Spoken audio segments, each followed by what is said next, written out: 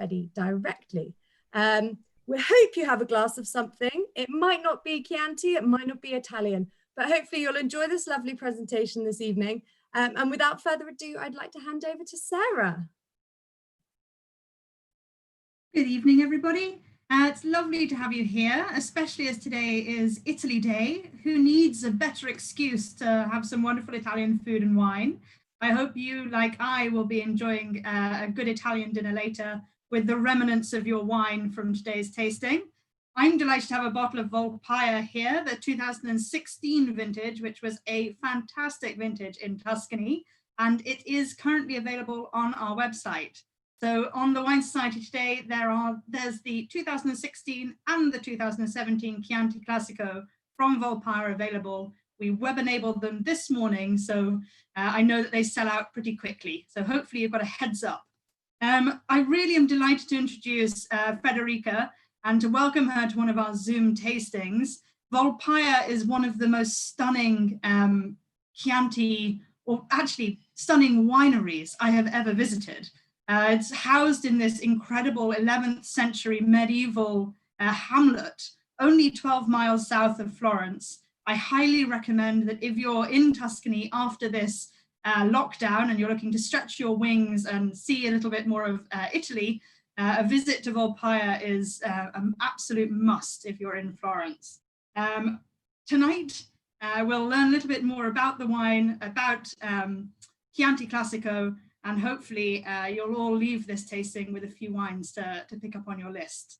So Fede, thank you so much for being here, and over to you for this evening's discussion.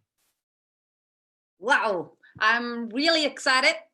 Thank you very much for the invitation. It's fantastic for me to be today with you and to be with all your guests tonight and to share with all of you my family winery and my family wines. I would like to share with you my screen and my PowerPoint so I can give you some images that can help me to explain you better what is Volpaia.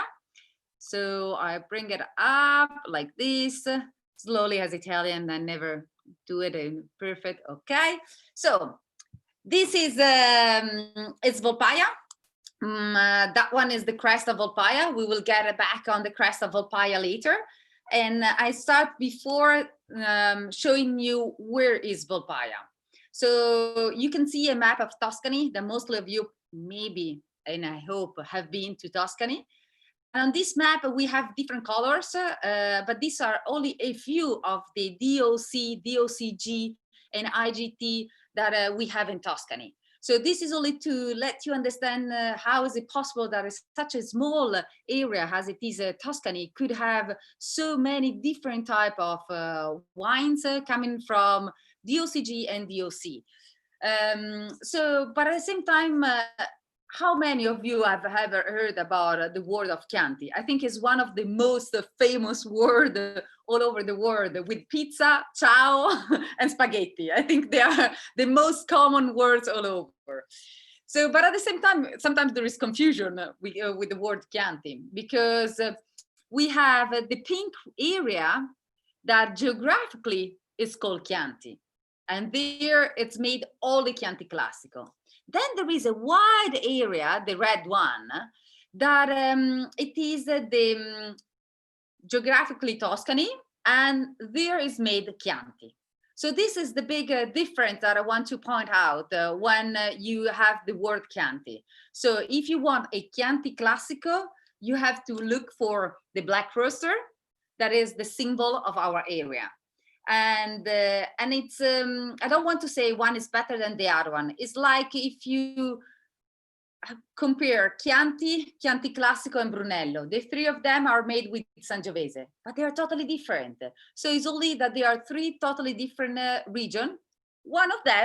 Two of them are sharing almost the same name. So the Chianti Classico, it's the word Classico means the classic one, so the most original one, because actually the Chianti Classico has just got more than 300 years for the appellation and the blend of the Chianti Classico has been invented really more than 300 years ago. So a lot of history behind. But what is behind the label? So behind the label is the family. So I hope this evening my mother dropped in, because I live with her in the family. So it's really a family.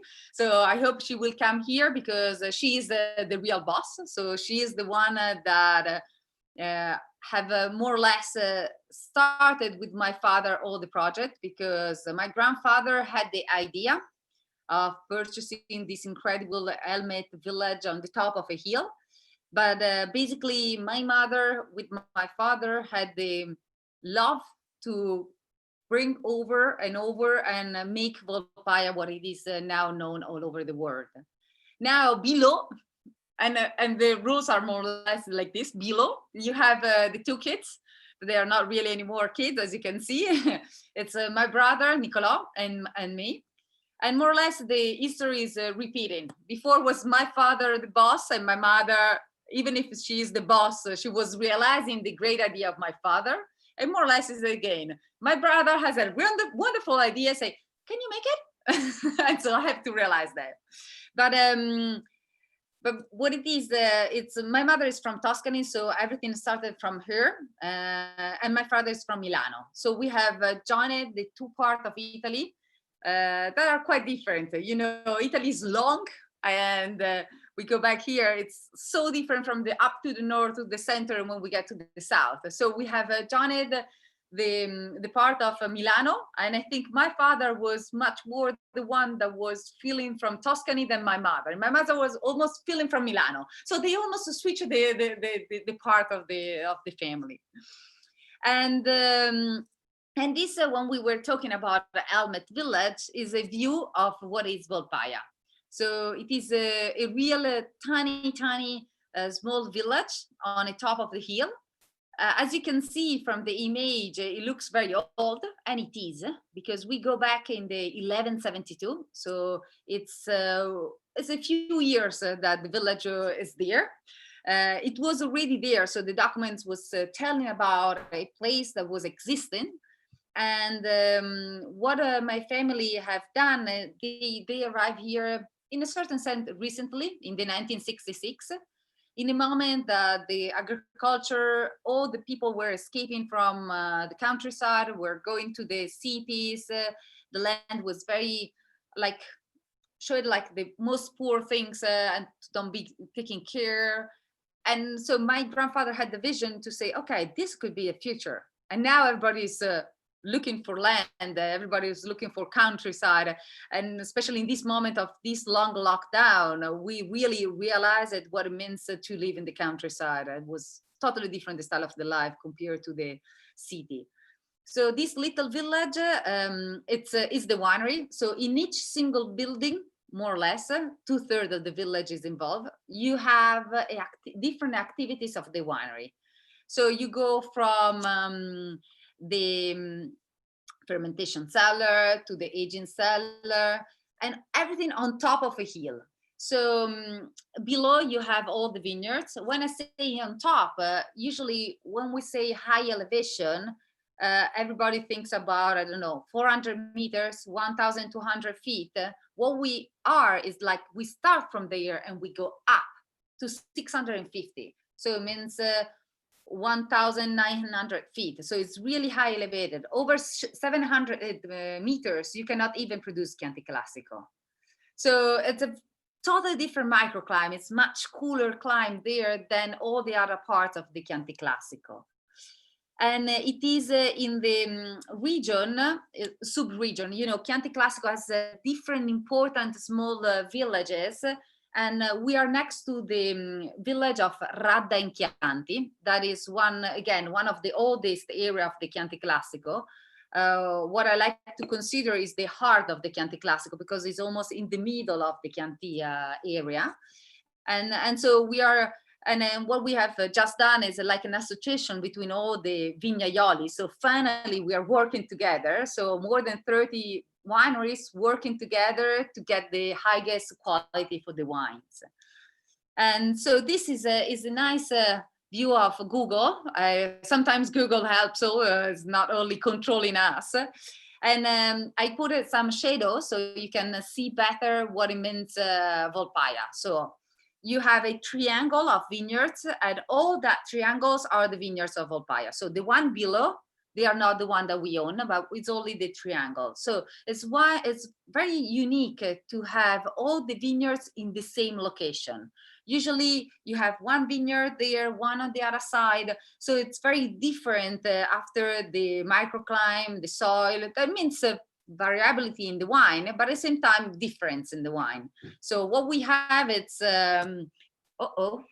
yes, we have the boss that is coming, the real boss. What are you doing? Vieni dentro. This one is Scendi, okay. Yes, I see myself on the screen. Hello, hi. I'm Federica's mother. No, it's not Federica's mother. I'm the daughter of her. That is much better. It's wonderful to see you both tonight. The two generation. Everybody talk about we are 5, 6 generations, so on. But really, I really think we are here since father, me, you now is the 4th generation. No, the children. Yes, the 4th generation, and it seems yesterday. Really, it's not very long. It's wonderful. I have white hair, so everything seems much older. She's white since almost ever. Yes, it's true. Very stylish and lockdown ready. What? Sorry? And very appropriate for lockdown. We're all exactly. Yes. So lucky she didn't have to dress up her hair. Absolutely true. I became white just because of this, because I hated it to have the different color between with the hair. So I decided to become white, so no more problems. Nevertheless, my grandchildren tells me, Nonna, why are you old? Well, they're not learning well. Because I have a lot of experience. What shall I answer? Oh, no, well, it's lovely to see you both. Thank you. Real family winery. Wine tasting. Enjoy your wine tasting. Okay. She's very good. I'm very proud of her. She's the mama. She cannot say anything else than this. Ciao, mamma. Grazie. Ciao. Yes. So you saw the boss. She's the heart of Volpaia. Sometimes she keeps telling me, I will retire. Then I told her, if you retired, I need to hire at least 5 people to replace you, because the personality, as you can see, it's big and I cannot replace with one person. So, but I was telling you about Volpaia and the type of the vineyards. So one area, all facing south. So on top is the winery, all the triangle facing south. That is very important to get all the sun, because the elevation means also much cooler climate. And as you can see from this image, you have a lot of forest all around. That is another point that makes a big change on the temperature and on the climate of the place. So this is a flatter map, but it gives you better an idea of the vineyards. So the red parts are the vineyards. Then obviously we make also olive oil. So the green parts are the olive trees. And then we have all the forests there around. So this is not a perfect image, but it gives you, I think, a better an idea when I say that the winery is in the village. And so all these small red lights on top of the buildings, sorry that if it's not very easy to be read, they are the names of the different activities in the different buildings.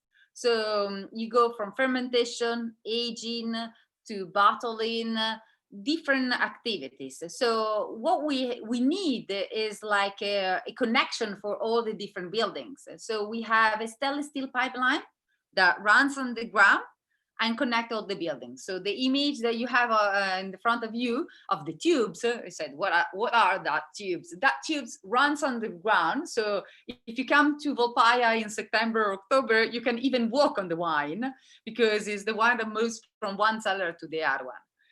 And the other two crazy images are because, as I said, the winery goes back in the 1172, means that you cannot rebuild a building there. And so what we have decided to bring the stainless steel in the tanks inside, the only way was to go in through the roof before empty totally the building.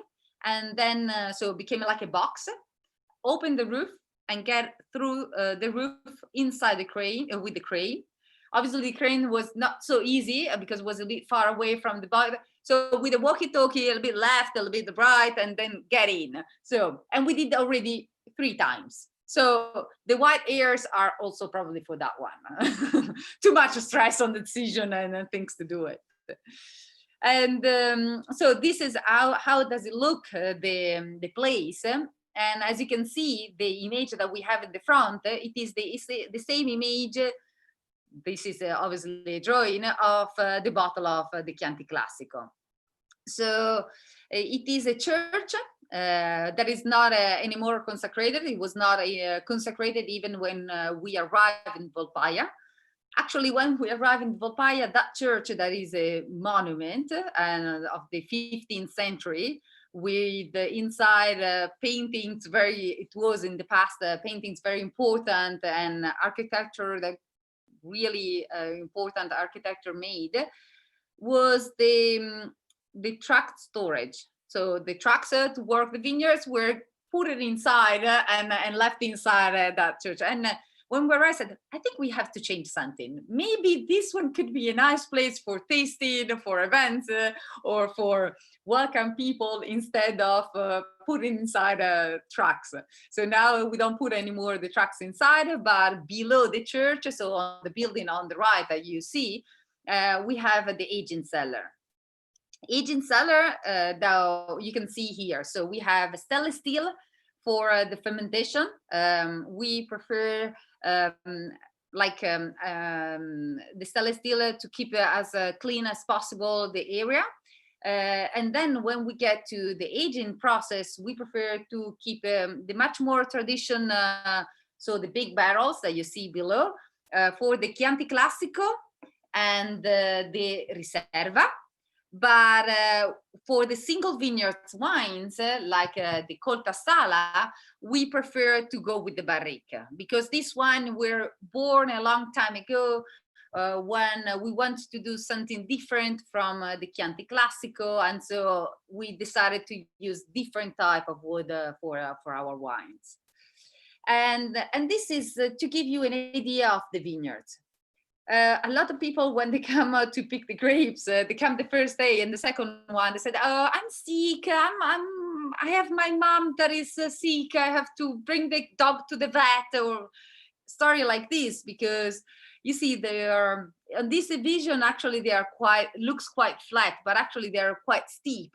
So going up and down to the vineyards is not easy, and we go through the vineyards more than once to select the grapes. So the first selection is done in the vineyard, because we are organic growing, so it's important for us the fruits. It's like when you cook, as much as good as the tomato, as less as possible products you will need to add. You don't need to put too much salt or too much pepper.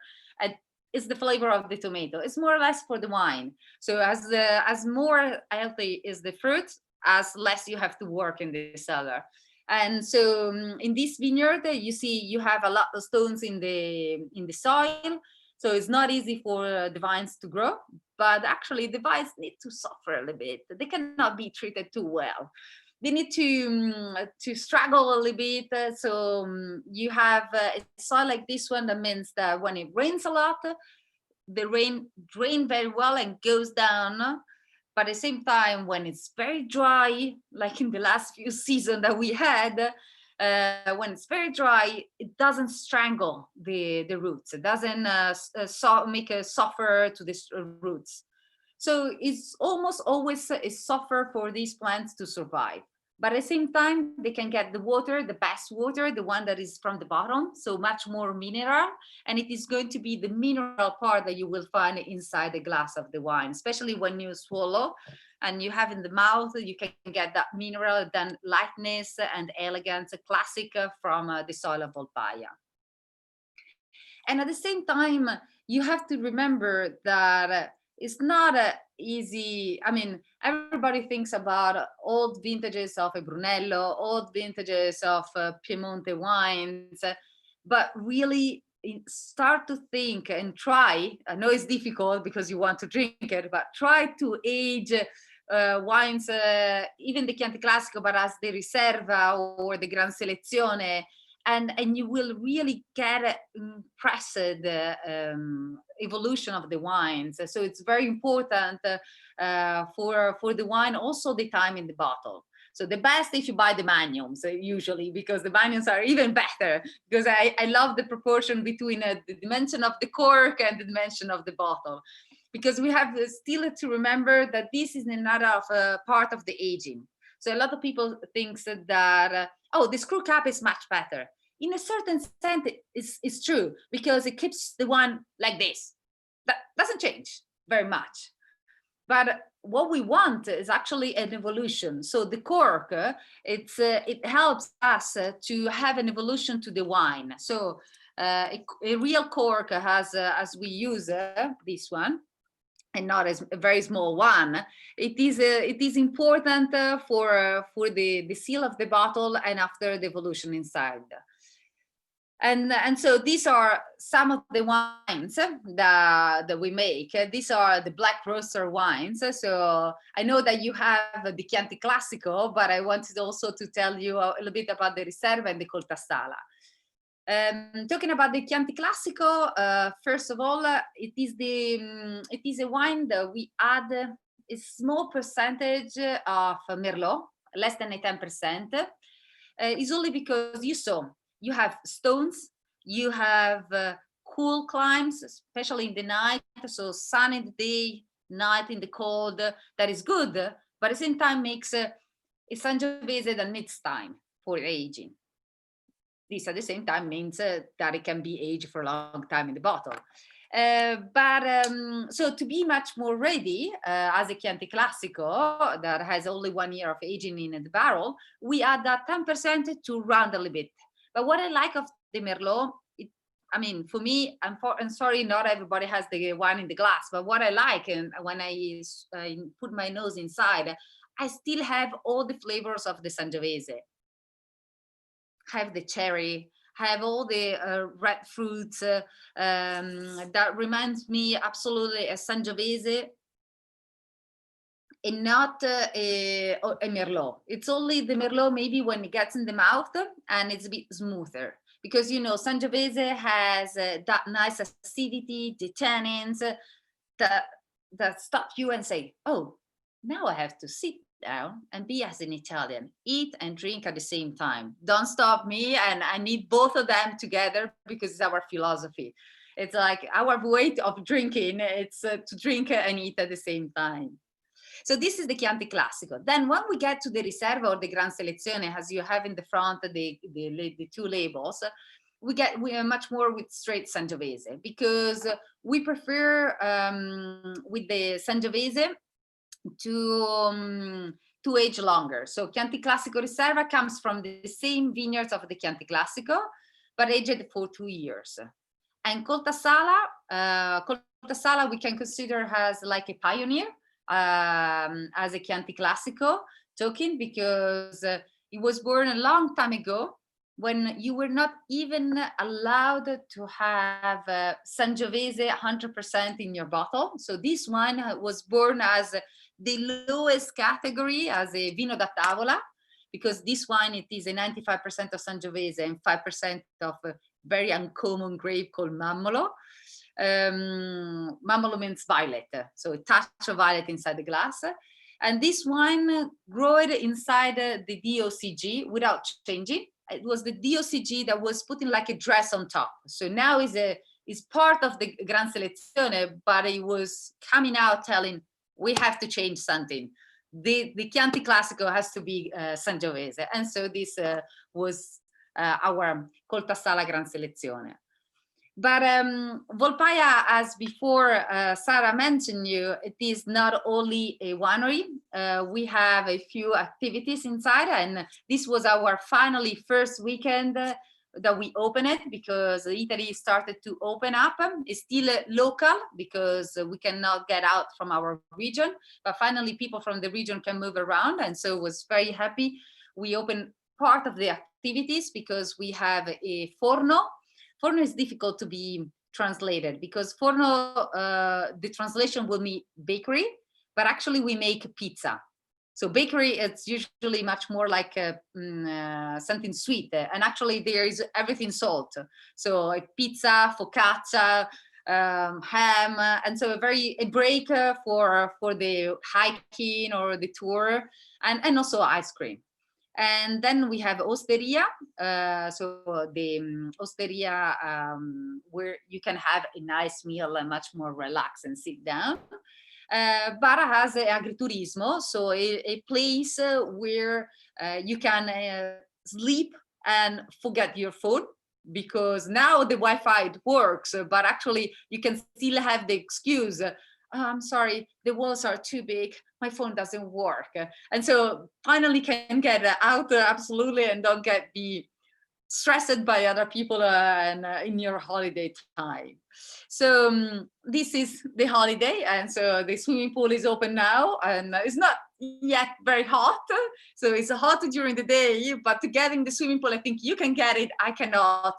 I'm still Italian, and so today I put inside my feet and said, okay, that is more than enough. But this is only to give you a small idea of what is Volpaia.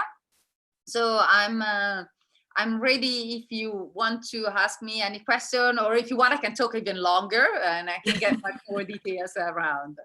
That was wonderful, Fede. Thank you. The photos are beautiful, but I have to say they almost don't do it justice. It is such a special place. Thank you. We should also let members know, who I'm sure might be asking, but we of course do stock all of your wines. And the Reserva and Gran Selezione will be on sale at Christmas. Oh, because we always sell out of these wines, so I keep them for special fine wine slots. So they'll be available later on this year. Okay, wonderful. Now I should pass over to Alan. Sarah has held on to those very tightly, so there'll be a lovely, lovely treat at the end of the year to cheer us all up over Christmas time. They're getting better and better. Every moment we leave them, they're getting better. Well, thank you again, Fede, and thank you, Sarah. I'd like to just quickly address the elephant in the room, quite literally, which is, Fede, the beautiful tapestry behind you. If any members are wondering what that is, it is in fact a gorgeous tapestry. I'm not sure we've quite had such an elegant and graceful backdrop to a Zoom event yet. So well done. Sarah and I are in spare bedrooms. Actually, it is fake. Don't worry. It's a copy. No. It is absolutely lovely. It's true. I sold the office to my father. Actually, it should be the office of the father, and I stole it and said, "Mom, do you mind?" It's absolutely gorgeous, so we appreciate seeing that little personal touch as well. I do have a question from well, it was sort of part question and actually part lovely story from Patrick Carney, and I hope you don't mind, Patrick. I'm just going to read a bit out, but he mentioned, we've obviously seen your mother today, and he mentioned that she hosted a lunch for him and the Wine Society Dining Club, who visited a few years ago in the garden. And he said one of the highlights was the Bianco. And I know we've had another couple of questions in the Q&A about making white wines. And I wondered if you could maybe expand on your white wine as well. Yes, it's this year we were not able to make the white wine because and last year, because actually we're changing our vineyards, so we don't have the vineyards yet. We are now replanting, so shortly we will have again the white wine. But being so high, I mean, talking again, Chianti Classico, I cannot say hi when I'm in Switzerland for sure. They look at me with big eyes, say, what do you mean high? It's like, but for here it's high. So the microclimate helps very well the white wines. But for people that will come here to visit me, they can do they can try something very special and unique, because we said the Sangiovese has a good acidity, and the Pinot Noir, it's made to make champagne. So why don't we try to do something of Italian? And so we have made in Volpaia a 100% Sangiovese, Blanc de Noir, millesime, spumante. And so has been on the list for a long time, because we released it last year, and it is a 2010 vintage. So a couple of years. I let you make math, and I make all the addition. But it's very, very interesting, because you have the complexity of the lease, the long time on the lease, but at the same time you have a nice freshness of the Sangiovese. So for sure, I think white wines up here are anyhow nice, very interesting products. Fantastic, thank you very much. We've got another question I'm going to ask on behalf of Jan de Walden, and you're going to have to excuse my pronunciation.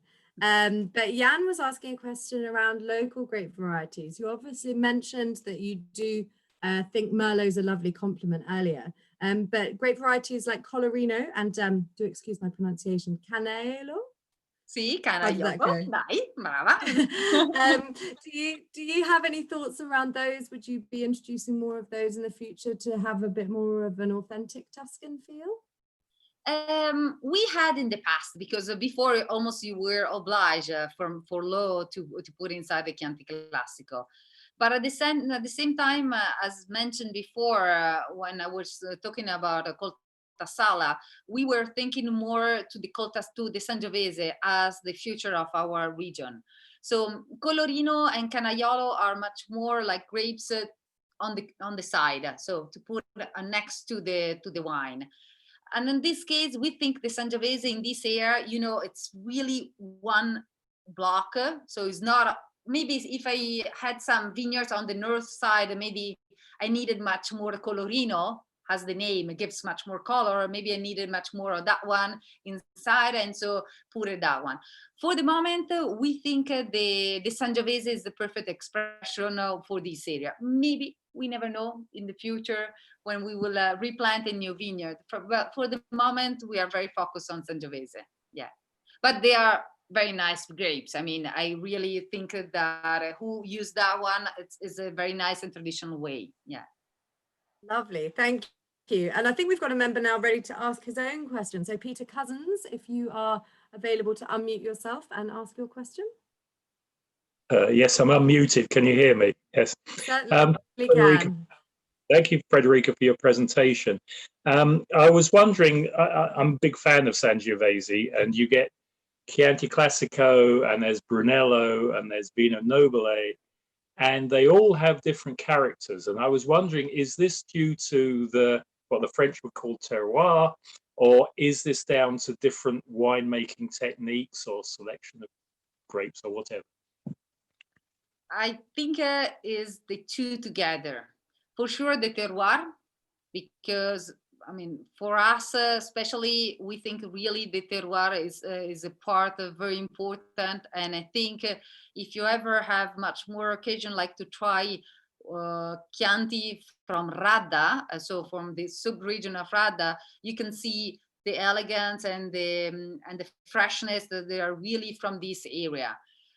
So I think basically it's mainly the terroir, the climb. So if you go to Brunello, I know it's not really far away from us, but from Brunello, you have a totally different climb. There's much smaller, the hills is much smoother, and it's a little bit warmer. And so that one makes a big footprint in the wine. For sure, the aging of the Brunello is different, it's much longer. So even that one will make a difference after inside the wine. So the two are really connected. So the two things. What I like, it's more and more tried, and especially I think you can drink in the Italian wines differently than some other wines from other states. You can feel it like in the Italians, in the French, you can feel it really the season. So if it's a 16, 17, 18, you see the difference. And this it means climate, terroir, and not too much press of a winemaker, because actually winemaker can make a trick and make it all the wines together the same, but we don't want. None of us likely wants to do it and wants to keep the personality of the wine. I hope I answer your question.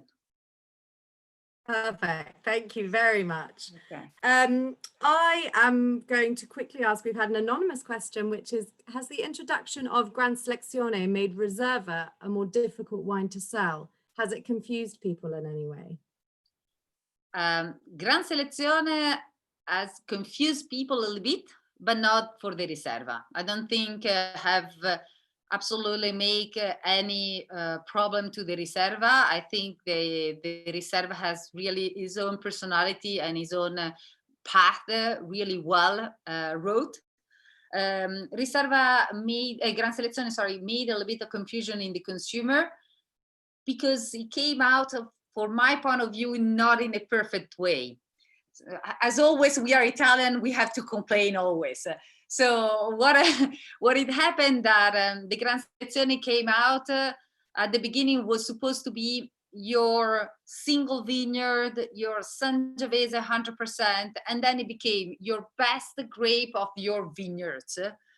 And it could be blended a little bit and so on. So for my point of view, it has to be a single vineyard and a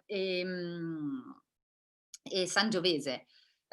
For somebody else, no. So for me, it is a wine that I had already in my portfolio, so called Tassala, that became a Gran Selezione, but nothing else than this. It's and I made. I mean, I have another Gran Selezione in my portfolio, but this one, it doesn't. From my point of view, it doesn't make a competition with the Riserva. Absolutely. Fantastic. I hope that has answered the question, whoever that was.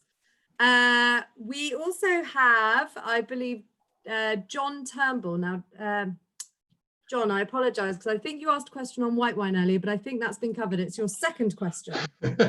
Always like to ask more than one. Yeah, I was just asking, I'm wondering about the name and the label.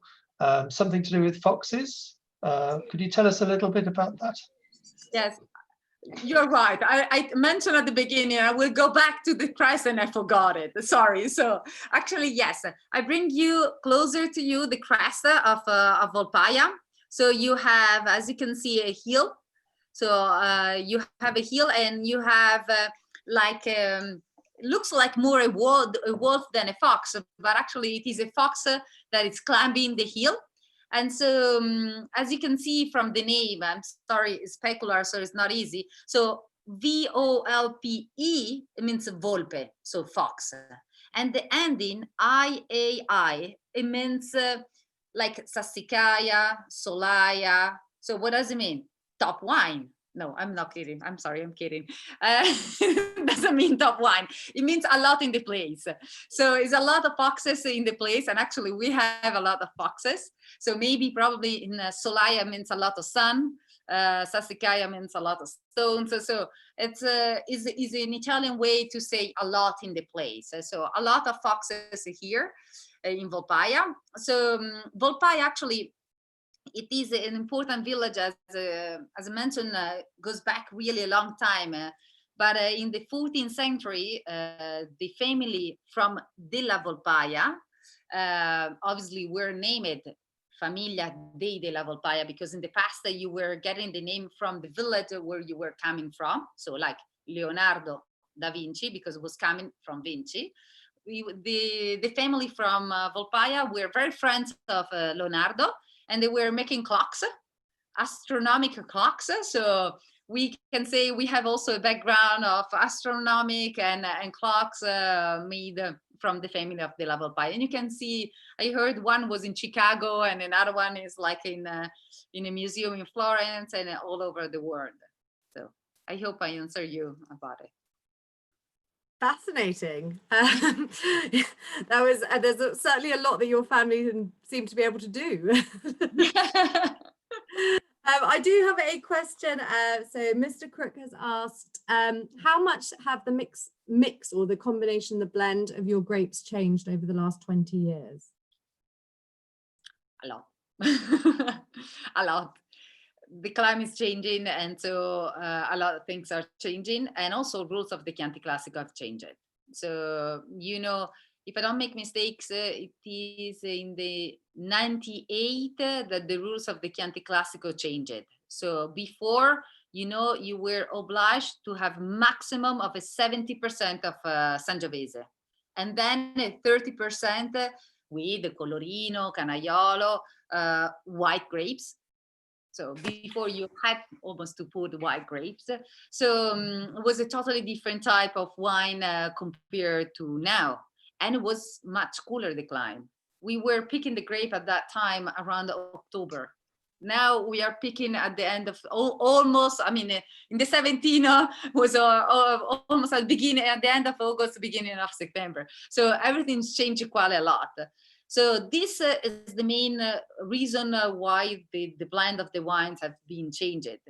And then from that time, we have changed already 2 times the blend. So if you bring an older bottle, more than before the 10, I think until 06 or something like this, we were putting some Syrah. So 5% Syrah, 5% Merlot, to give a touch of spiciness. Then I don't know if it's my fault. I don't know if it's the fault of my brother. You never know. Or if it is thanks to my brother or thanks to me. We pull out the Syrah, and we decided it was too much the impact of the Syrah, because that one is a spiciness. I mean, we still have the spiciness, but I want the one of the Sangiovese, not the one from another grape. And so we keep the Merlot inside. And so these are the biggest change of the Chianti Classico. Also, the Riserva had the same big problem in the 89. What it doesn't change at all since ever, it is the Coltasala. This one is still the same one since the beginning. Maybe in the past we were using a bit too much new wood because it was much more a fashion, and unfortunately sometimes you follow the fashion. You don't think solely with your thought about was something new. We were doing something new, and so wanted to do something as was the time. So this wine had still the same blend since ever. This is the reason why the Chianti Classico is not wrote on the label, but it is wrote, you can find it on the black roster on top, and you find the Chianti Classico Gran Selezione on the bar, on the back, but not on the front, because this was the label since the beginning, and so we keep it like that. Fantastic, thank you very much. I think we have a member to ask his own question now, which I believe, Russ, you should be ready to ask. Yes, are you hearing me okay? Certainly are. Good. It's a simple question. You've got two vintages of the Chianti Classico on the list at the moment, the 16 and the 17. So which would you recommend for current drinking? Oh, both are fantastic. Oh, I'm sure. No, they are very different. For sure, they are very different. I cannot lie you. And I cannot tell, I mean, numbers talk better than me for sure. And I know if you look at anybody else that make a score on the type of the vintage, will mention you about a 16 has one of the most incredible vintage in the last decade, or even more, because you have a nice warm part of the weather, but at the same time, a fantastic elegance inside the wine. So for sure, the 16 now is much more ready and is much more easy to be drinking.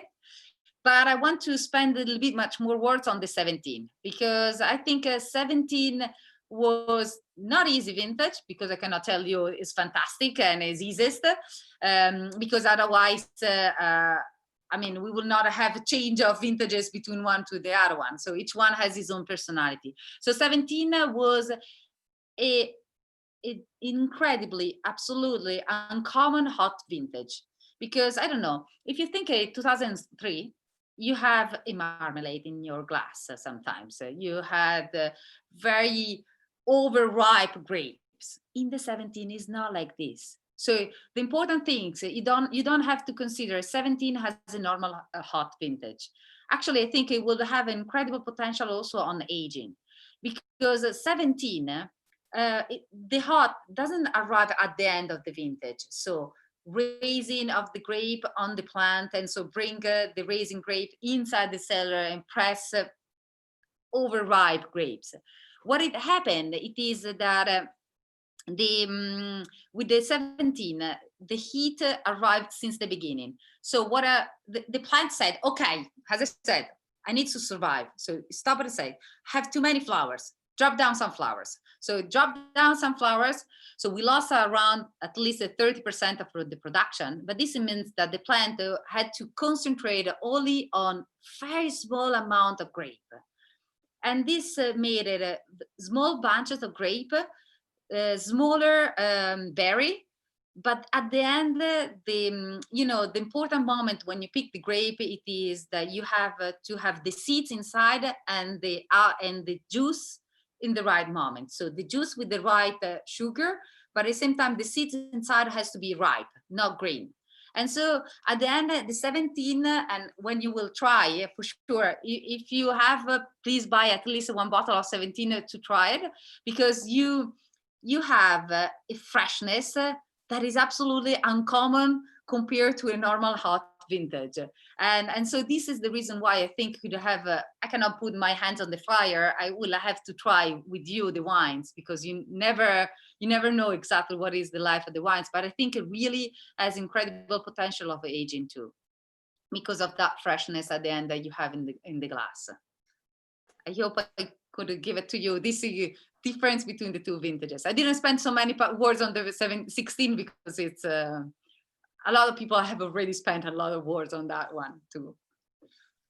And so generally we have had another question about what are the ages of how long would you suggest aging your wines in general? I can imagine different vintages do have different lengths, but is there a sort of minimum or a maximum window that you think your wines should be drunk within? I suggest to buy at least 24 bottles and drink it in 24 years. No, sorry, I was laughing. It's I would say maybe the Chianti Classico, I don't keep it more than 10 years for my point of view, usually. So I cannot tell you that I tried the 15 years old Chianti Classico. Maybe it's fantastic. I didn't try. Usually I prefer to keep around 10 years. But when we get to the Riserva and to the Coltasala, there is much different, because there really the potential is over 20 years easily. Obviously, depends not only about the vintage, but really important is how you keep your wine in your cellar. So the position of the bottle and the temperature around, because that one is really important, because it changes so much. You will see the cork when you come out. If you have keep it in a heat, it will probably even pop out from your bottle, and so this will mean a lot of problems after in the bottle. And then when I place the same question to the French and try to keep from them their knowledge of aging, each time they say, the wine has a life, goes up and goes down. If you're lucky, you get the up. If you're unlucky, you get the down. When I got that answer, I said, okay, I don't tell you what I said to them. But more or less, they are not totally wrong, because it's always a little bit tricky to understand what is the life of the wine. But for sure, the vintages helps us. Impossible to predict the future, but good to give members a kind of an idea of some lengths. And yeah, lovely that you have some to drink sooner and some other wines to hold on to and drink a bit later as well. I think we have one lovely question to end from Beverly. Beverly, are you able to unmute? Good evening, Federica. Thank you so much for your presentation. And at a time when we cannot travel, you have transported us to such a wonderful place. Can I ask you a question about food pairings with your wines? What would be your advice and your recommendation?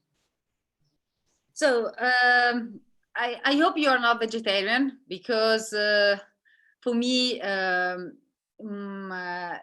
a little bit tough when I start to have some meat with the wines. But obviously, if a person is a vegetarian, I prefer cooked vegetables instead of raw vegetables when I speak about my wines. So if I cook with some tomato, onions, or things like this, I would prefer than a normal raw vegetables or a salad. I mean, you can have a glass of Chianti Classico actually with the salad, but sometimes even chill it a little bit, the Chianti Classico at that point, and thinking that you're much more in the summer. So a little bit, put it down a little bit on the temperature. But otherwise, for my point of view, usually with the meat is the best. I mean, I know it's the classic and the stereotype with the steak without dressing on top, only salt and a touch of olive oil on top, raw olive oil, not cooked one. And it is the perfect balance with the like a riserva, because it is the moment that you have the tannins and the freshness of the wine that will get the perfect balance in the mouth, because the freshness will clean your mouth and the tannins will be paired with the sweetness of the meat. And for me, that one is one of the best period with the riserva. When we talk about the coltasala that usually have much more structure, I talk about younger wine. Then when we talk about older wine, we need to change a little bit because on older vintages, you can even pair the coltasala with the truffle. That is so delicate, but with the older vintage of a coltasala, I tried it was fantastic. So when I talk about younger coltasala, if you have a stracotto, a peposo, I don't know if you know, so a piece of meat that you cook for hours and hours with all the spiciness inside and the different flavors, and with some wine also inside of the cooking, and that one, and you get that tender meat but with a very nice strong flavor. It is the perfect balance with a coltasala that has that big personality inside the glass. So these are the three main pairing, I would say, of the three wines. And obviously, on that note, you've made. Okay, continue. No, and the last point is obviously all the animals that comes from the forest, like wild boar or like deers, all that animals, they eat my grape, so they have a fantastic meat, and so I can eat them, and so it's perfect with the wine. Fantastic. Well, I think on that note, you've not only made us absolutely desperate to get to Tuscany, but you've also made us all really hungry as well. I don't know about anyone else. I'm now absolutely starving, and you've inspired my dinner choices. I have to say too, it's amazing how quickly the wine goes down. It's talking of pairing Chianti Classico on Volpaia specifically with great steaks is definitely getting me excited for dinner. But actually, I think the floral nature of your wines and the fact that they're so aromatic, and from these higher elevations within Chianti, they really drop down very easily, as I've just discovered. Remember that you have to keep a little bit of the wine for your husband after, otherwise he will kill you. Absolutely. Well, without further ado, and to let everyone go and cook something delicious and hopefully drink a glass of Chianti, I would like to give a huge thank you to Federica. Not only has she given up her evening, but it's actually her Italy day today. So it's a celebratory day. We did have one member earlier, and I'd just like to share a little story. They were particularly interested in this talk because after a bottle of Volpaia Chianti and some bean and sausage stew on a Tuscan hilltop, they got engaged. And the offending unopened bottle they sent us a picture of. So Fedi, I'm going to send you a photo of that bottle, and hopefully you'll be able to tell that particular person all about that vintage of wine. And it just goes to show your wine has made marriages. So romantic. I don't know how to say it's like getting a bones everywhere. It's like, oh, fantastic, so romantic. Thank you. I need some romantic part in the life, so thank you very much to share with me, and I will be happy to talk about the vintage whenever they send me. Lovely. Well, thank you again, and thank you, Sarah, as well. And for all members, we hope to see you at a tasting again soon. Do keep your eyes peeled on our events page on the website. And ciao. Ciao, grazie mille a tutti. Ciao, ciao. Ciao, grazie.